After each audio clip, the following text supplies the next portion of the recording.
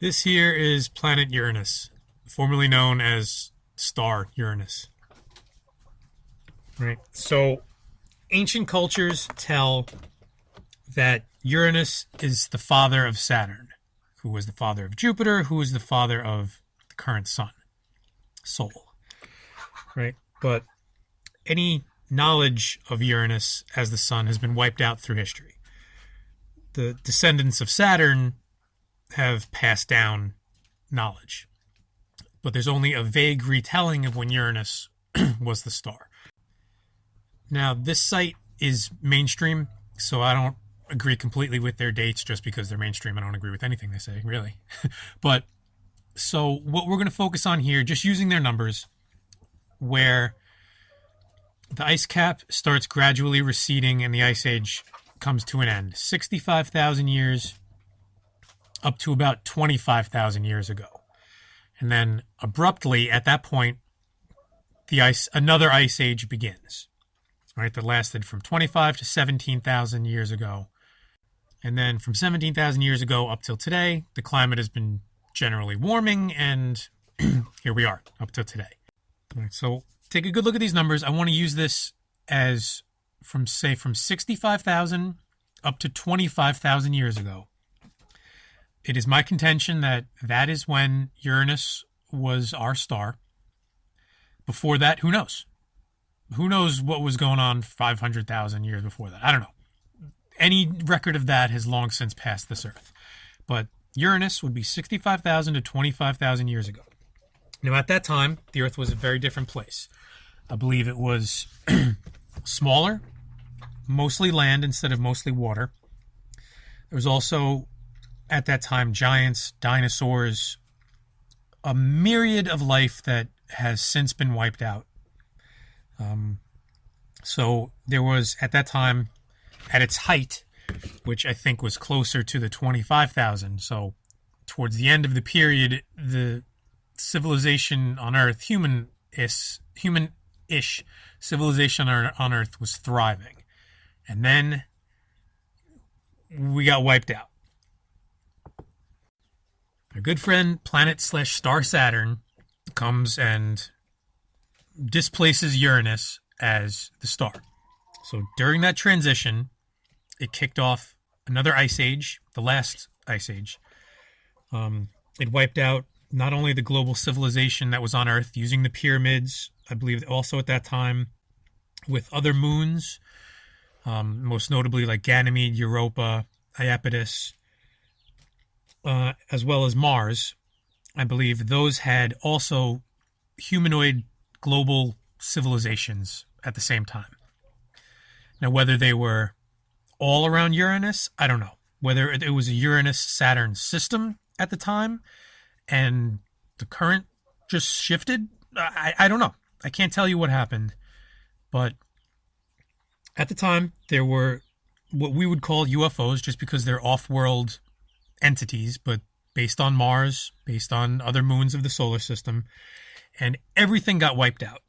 It was chaos for however many hundreds or thousands of years. The actual transition from Uranus to Saturn, I think, took hundreds, but the reverberations would have taken thousands. And by the time the ice finally starts retreating, the golden age of Saturn begins. But I'm not quite ready to get there yet.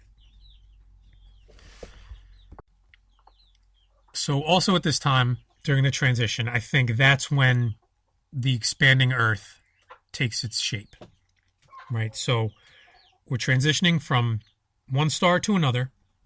The parameters on Earth are changing, right? All of the dinosaurs, the giants, the large land mammals cannot sustain themselves anymore. If you took a dinosaur and just had a time machine, went back, grabbed a large dinosaur, brought it back to today's world, it wouldn't survive. It would collapse under its own weight. It wouldn't be able to draw breath. It would suffocate pretty much instantly. I mean, I can't think of better proof than that the physical parameters of this planet have changed. The physics on the surface are different. I believe that occurred when we changed from Uranus to Saturn.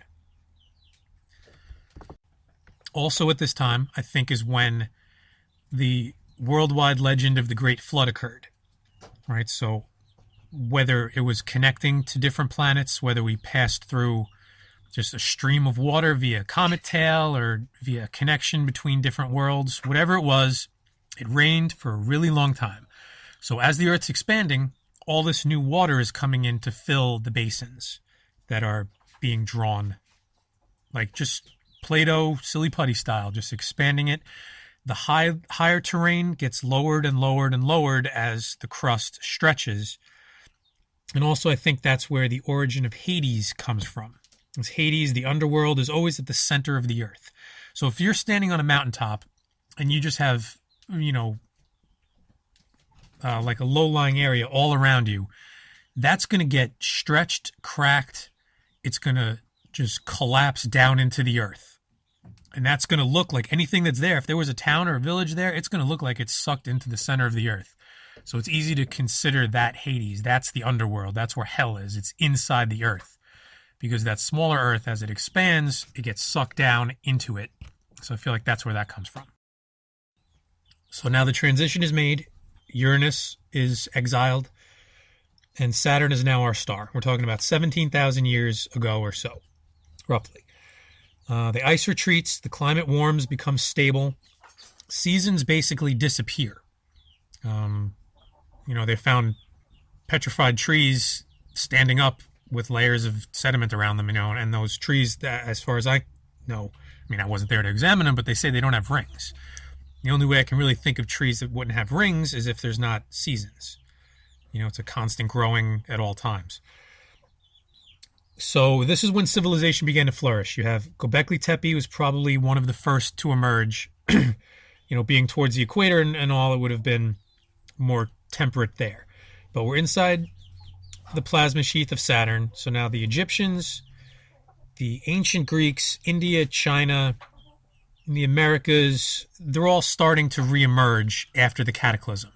There's still tell from survivors of the flood, of, the great quakes, the disasters. All of this stuff gets passed down in different traditions, ancient texts. I think this is when the Old Testament started to take shape based on the tellings of old from the civilization, the pyramidic civilization that didn't make it. Somewhere along the line now, we're going to have to switch between Saturn and Jupiter. We can just follow the ancient mythology tells us exactly what happened. We just have to listen to them. So as the golden age of Saturn ends, whether because Venus entered the system and destabilized everything, threw the orbits out, I don't know. There's a thought that the Saturn-Earth system came in contact now with Sol's heliosheath, and that threw everything into chaos. I don't know exactly what happened.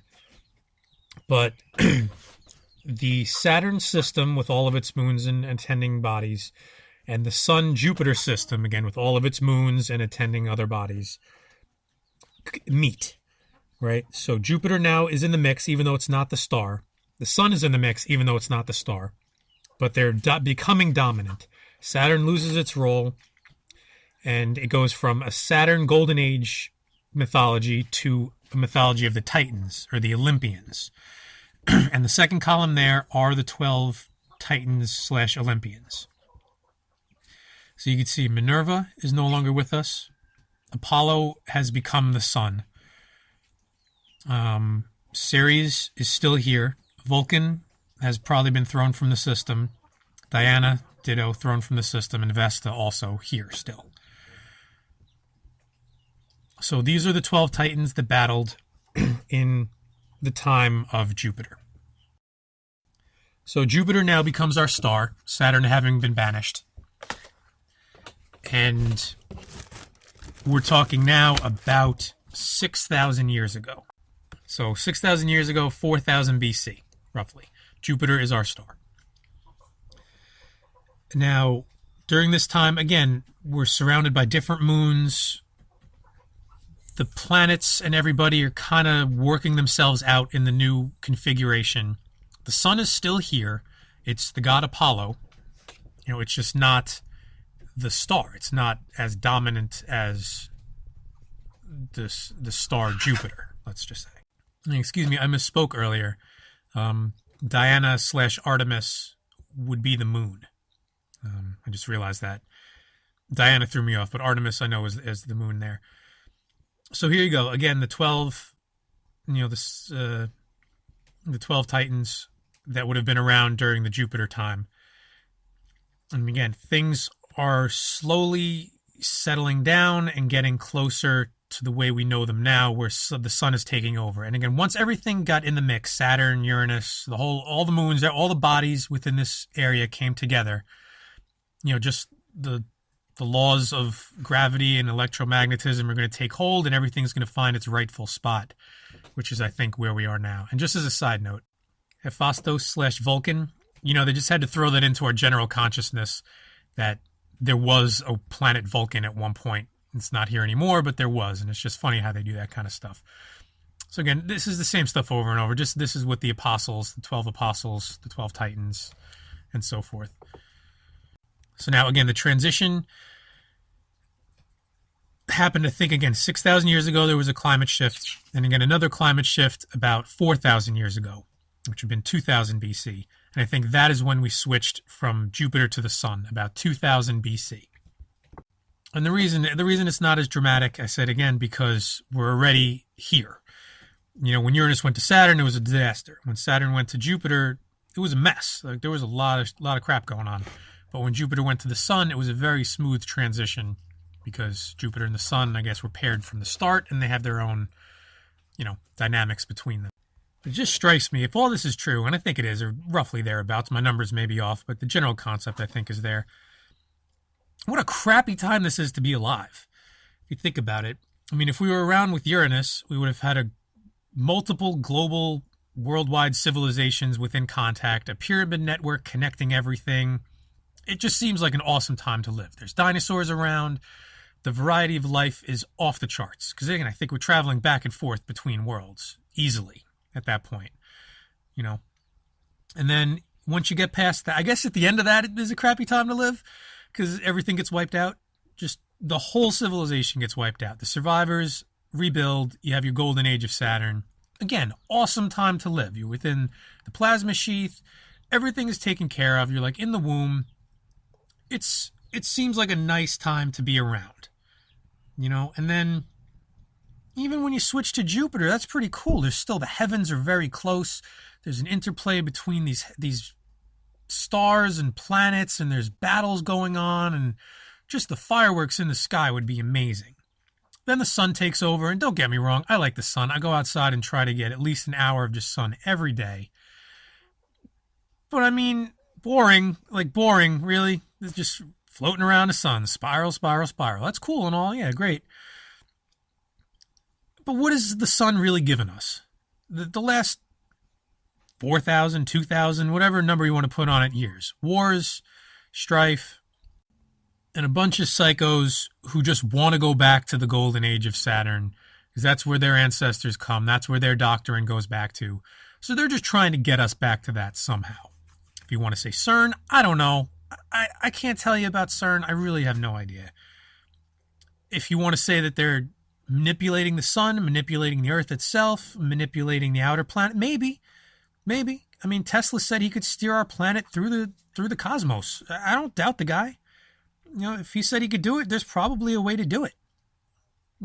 So here we are at the build-up. I mean, I guess the closest this would be to the history that I just laid out would be to when the civilization gets wiped out between Uranus and Saturn. It feels like we're hitting that cycle. That wall's about to be knocked down. And, whatever comes on the other side, whatever you happen to believe in, religion-wise or spiritually or however you do it, it feels like we're getting towards that transition again. Again, I don't know if we go back to Uranus. I don't know if it's just one cycle like that. I couldn't tell you. But we're on the edge of something. The Mayas knew something. Their civilization goes back about that 25,000 years, when that transition would have happened. So, I mean, they're saying we're entering the fourth sun. Maybe that means we're going back. I don't know. But, again, a lot of stuff. This may sound crazy to people who don't believe in it, but I think this is really what happened. Fascinating history.